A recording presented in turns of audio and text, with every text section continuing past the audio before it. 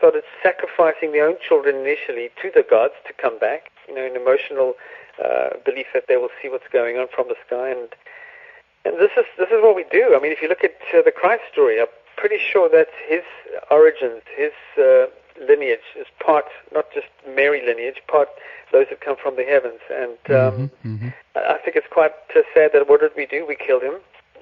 We can blame ourselves for that and try and excuse ourselves for doing what we did, but we murdered him.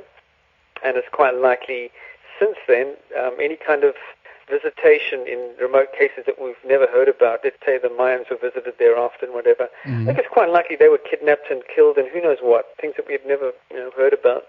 Just so violent and so untrustworthy, over-emotional, warlike, and I don't think anything's going to change until, for example, the Air Forces around the world, all the United States Air Force, Russian Air Force, British Air Force, Chinese Air Force, they all have this protocol to shoot unidentified flying objects out of the sky and then ask questions later. Really? Do they? Our protocol. That's an international protocol.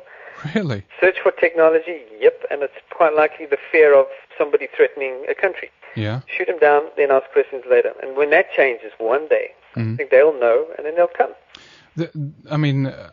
I guess we could tie this back to, I think it was called the Brookings Report, and also and as an extension, I think, of the McDaniel report that talked about, the official line of any kind of visitation is that a visitation from somewhere out there on this planet would basically mean the total, reformation of our society, our way of life, and our world. So, and with that in mind, the official governments, I think, through the Brookings Report, came to the conclusion that that is not a good way to do it, because our world will basically be reformed, meaning that we don't take any chances like this. So that what I'm getting at here is that potentially there might be a connection between these two, then, that they're so afraid of any kind of change to our world and our way of life, so that they actually go to the length of shooting at something that is, from out there. Yeah. You can imagine the human ethics involved in arrogance that we have, that we should tell them what to do, and we should demand technology from them. I believe this whole Roswell thing really happened, and I believe Eisenhower tried to negotiate with advanced beings for technology, and kind of embarrassed ourselves a bit from those earlier days, and they're not going to come and visit us openly and effectively. If they landed in Washington, D.C., came down wanting to shake hands and walk with us and speak with us, I guarantee they'll be arrested and not allowed to leave until we decide that they can leave. Yeah. Sheesh, my God. Yeah, talk about embarrassing, and, I want to get back, I guess, a little bit to talking about Jacob's ladder. That's a story or a myth that is very interesting, to say the least. And Jacob, while witnessing the detailed vision that he had, I think was told that humanity was literally given this world. Isn't that right? Yeah, pretty much. I think it spells it out very beautifully in Genesis, and after reading that and seeing this picture, and in fact, I would challenge anybody who's looking at this picture right now just to get hold of the Bible, dig up the Genesis text, and have a look at where it mentions the ladder, where he marks the pillar on the ground. And there's hidden meanings in various Bibles. I've got a 100-year-old Bible, and I've got one that's a modern Bible, and you'd be amazed the detailed difference in between the two. It's like the Ezekiel story as well. If people have got an old Bible, get hold of a new one. In the old Bible, it's a wheel within a wheel on its side, whereas a new one will say, oh no, it's a wheel intersecting a wheel, and it's a hallucination, it was a vision. It just shows you how it's evolving, how things are changing over time. So it's worth getting out the old Bibles and having a comparison to especially the Solomon Key as well. Speaking of the ladder itself, there's a lot of speculation on what that might be. If we tie this back, we look at the tracing board. Towards the middle pillar that is, of course, a ladder, and as you say, a hand reaching down with potentially a grail at the end of the ladder. But when Jacob had his vision of this, what do you have an idea or a theory about what the ladder actually was or means? Yeah, I have a very sort of, because we don't have enough information, I can only guess, trying to imagine what he saw. He was probably shown this kind of image as a teaching mechanism to show which star we came from. We've also got to look at what other references we have to compare with a star and a beam of light down from it. We've got it, obviously, in the Solomon Key, but let's not go there yet. Let's look back and look at some of the stuff we looked at previously in our last radio show. Mm-hmm. The Egyptian Senma tomb has exactly that star with a beam of light coming down from it, and a Pleiades interpretation and an Orion interpretation, all in the right place. Mm. So I'm pretty sure this kind of teaching mechanism has been shown to us by visitors to, I think in the case of Jacob, I'm not convinced it was God speaking to him. I'm more convinced it were these advanced heavenly beings, call them angels. I don't think it was the creation itself of the universe coming all the way down to our little earth and saying, hey, you know, this is who you are and where you come from. Mm. I think it's quite likely a simple teaching mechanism. Maybe he had something carved on a tablet that he could take, you know, and show his people, or maybe he just was showing it and tried to celebrate it by building this pillar on the ground in a pattern. To me, it sounds almost like a pyramid building pattern where you make the pyramids match the stars to tell the story. Mm. And in the case of putting down a few pillars, it makes me think of another great story, which I think it is, where is it now? Somebody told me they've got a place in Greece where there's 7 great obelisks that have been built in an old temple. Mm-hmm. Really? It sounds to me like obelisks more than pillars might have been the case as well, to mark the positions of stars, and then later bigger pyramids, perhaps.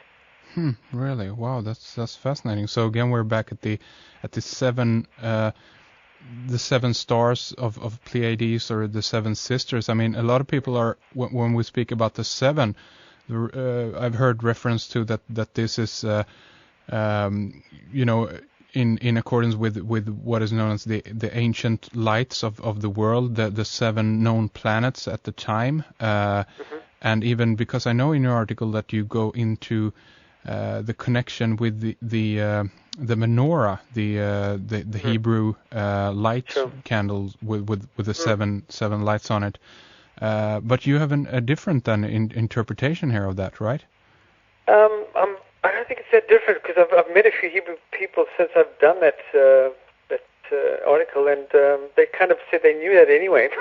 Really? The 7 candlesticks of the menorah celebrate 7 celestial lights. To some Hebrew people seem to have tradition passed down that they've always known about this, whereas it's not published. I haven't found it anywhere written, but maybe it's just a coincidence that they've interpreted it like that. But go back to earlier times. We have electricity now, but the light, the burning flame, was artificial light. You wanted to celebrate 7 stars that are important in heaven. 7 candlesticks, a very neat way of doing it. And of course, the actual symbol of the Hebrew Star of David ties in with 7 celestial lights as well. And the most important extra part of it is in the middle of it to make an 8. This is quite amazing. It's actually, it's 7. It's got 6 points when you put the Star of David together, the 2 triangles. And it also symbolizes the number 7. So I think it's really like that. If you look back at the tracing board again, we have 7, points of light on that star. And to me, a simple thing about 7 being sacred there is just to tell the viewer that it's near the Pleiades, near the 7 stars. It's kind of a remembering pattern, if you can call it that. That's the most logical thing to me. That's fascinating. Let's see here, and then we of course have the secret symbols on the $1 bill, and this is a fascinating story, and the $1 bill is obviously something that keeps coming up again and again, and there's so many different interpretations of what the seals mean and all of this. And that's good. Yeah, the Freemasons say in this university text that there are multiple meanings, and they even said there's 7 meanings for everything you see in every Freemason depiction. Again, the sacred number 7 comes up. They want it to be so intellectually put together that one thing can mean a bigger story, and it's quite amazing because this tracing board is starting to tell a whole lot more. Yeah, definitely, and I've seen if we talk about the anagram, of course, in in the seal itself. It scrambles up to Mason if you twist and turn the letters, and some I've seen people that actually just place basically Star of David above the right on top to get this. Easier way. Exactly, but yours is a little bit different. You use a pentagonal shape and then with a beam. Well, tell us about it.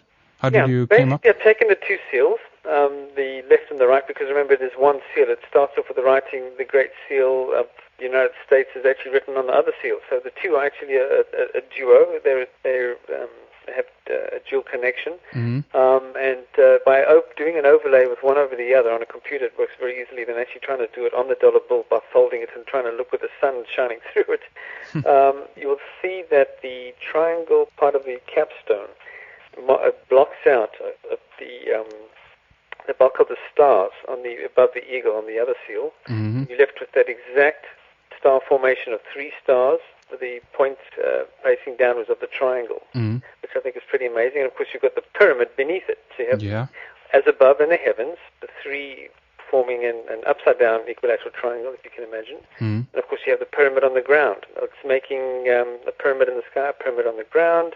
Think of the Da Vinci Code of the Louvre in Paris. It has the pyramid pointing up on the top and a pyramid pointing down underneath it. I'm pretty sure this is an age-old symbol for as above, so below. Yeah, wow, that's fascinating. Let's see, and there's so many other avenues to take from here. One thing here, of course, that has been coming up, and I think that this was linked from your article, was about the secret layout or design of Vatican City and the key of St. Peter. And the first time I saw this, I was absolutely blown away. I linked that article up on my website.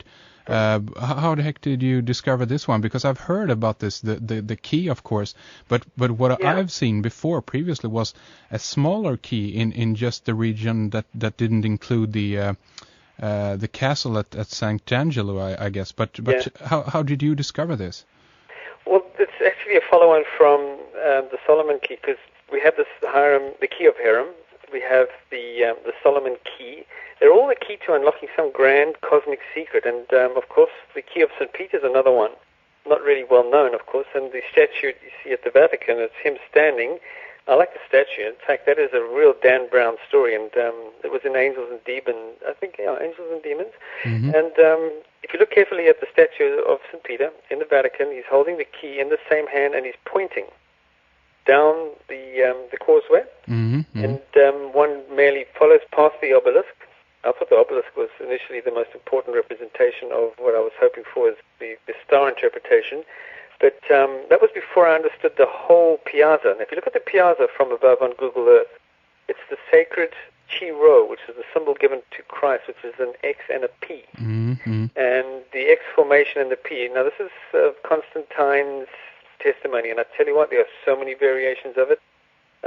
Again, we have to use a lot of speculation, because some say one thing, some make it more miraculous, what he saw in the sky, like a burning cross. Some say it was something very natural in the sky. To me, stars. Take the constellation of Orion. It makes an X formation with the four outer stars. And we have, of course, the three in the middle, the belt stars. And from all my research, those are the pointers. Those are the three that point that you follow in a line to find this very important sun-like star. That's a very neat way of showing it, an X and a P. So taking that a little bit further, looking at the piazza in the Vatican, looking at it from above, it is that big X formation with a line through it. If that is Orion, and it's mimicked on the ground, in large size that can be seen from high altitude, followed down the causeway, which is now in line with the three belt stars, so to speak, out of that cross formation of Orion, go down the causeway, go right down, and looking from above what's at the bottom, the Castello d'Angelo, St. Angelo, I should say, it looks exactly like the star fortress that is a five-pointed star. What else? How much more easier can it get? Yeah, that's right. It's amazing, and again, then we go back to the Vitruvian Man. We can lay out on top, as you did, of course, in your article on the Vatican Key there. But I mean, this suggests then that those who built the Vatican